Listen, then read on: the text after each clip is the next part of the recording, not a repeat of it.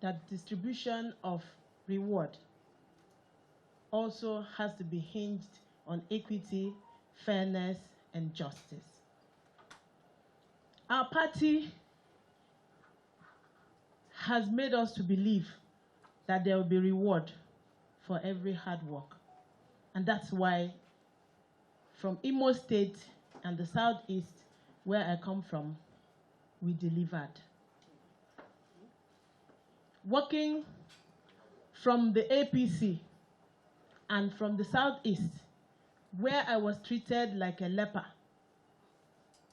working with the party at the behest of an election where a strong candidate of Labour Party is from the Southeast, taking such risks and losing lives of my beloved ones, all in loyalty and defense of my strength and alignment with the party, is a proof of loyalty, and the reward is what I seek for.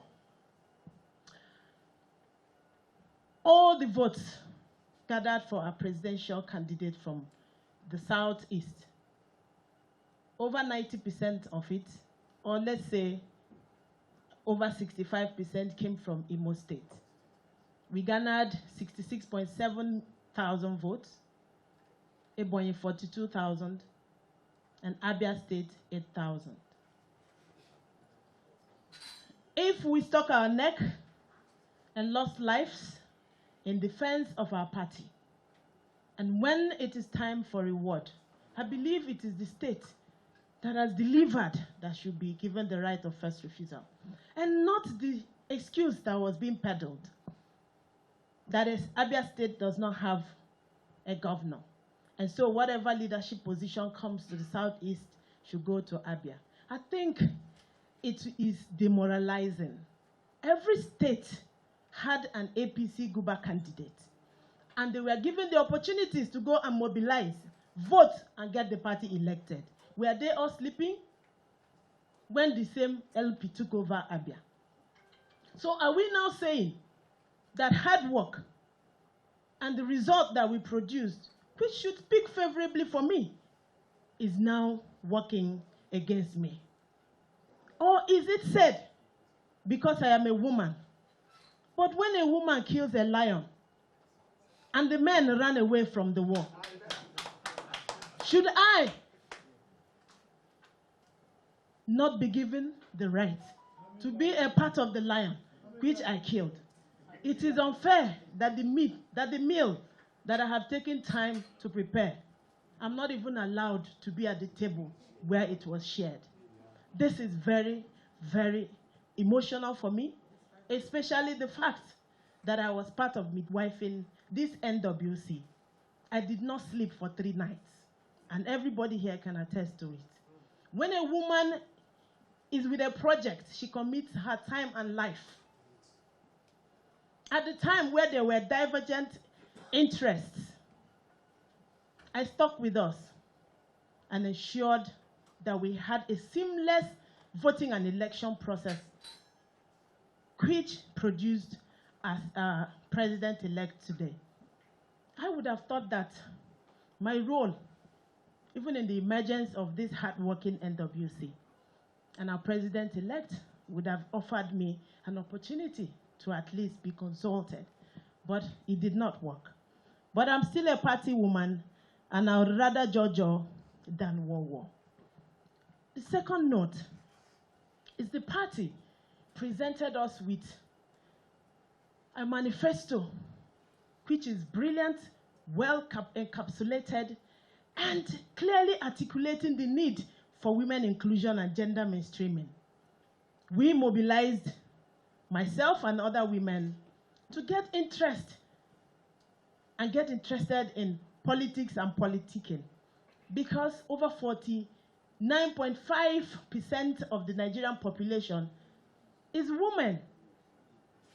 And if you disregard this chunk population, then we are headed for anarchy. In a bid to attract more women to the electioneering process, the party, in its magnanimity, offered a 50% reduction in the nomination forms for interested persons during the primary election. That was also extended to persons with disability. We are considered as a vulnerable group. So I want to thank the party for that gesture, but it's now considered as a Greek gift because you gave with one hand and you're about to take it with the other hand. We labored tirelessly. 44.4 million Nigerian voters are women. Over 35 million Nigerians are persons with disabilities. I represent the voice of those vulnerable groups. I was not reflected in the list. Where is the fairness, equity, and justice that we so proclaim and profess? Mr. Chairman, our leaders, everyone here who knows me can attest to the fact that I come with content capable to add value where I go. And I know that my leadership at the 10th National Assembly is capable to bring further unity and create an atmosphere that will douse the tension that we have here. Women nurture, women grow, and nothing good dies in my hands. I'd like to also use this opportunity to remind us that if it comes to qualification, I am qualified. I am of the All Progressives Congress. I am one of our own. I am ranking. I am one of your own. I am ranking. And by the rules, a second timer is qualified to preside. I have sponsored over 13 bills. It's not about the number of bills you sponsor. It's what is the trajectory and progress of those bills. Very impactful bills, and about 2 of them are before the president for his assent. My leaders here can attest to my performance in the House. I currently chair the Committee on Disabilities, and I am the pioneer chair of that committee. And you know what it is to harness and integrate the interests and rights of persons with disability, which our party also clearly identifies. Mr. Chairman and the entire NWC, please, I plead with you, my fathers, do not break my heart.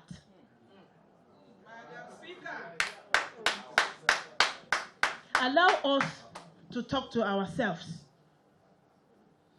We can come up with a consensus.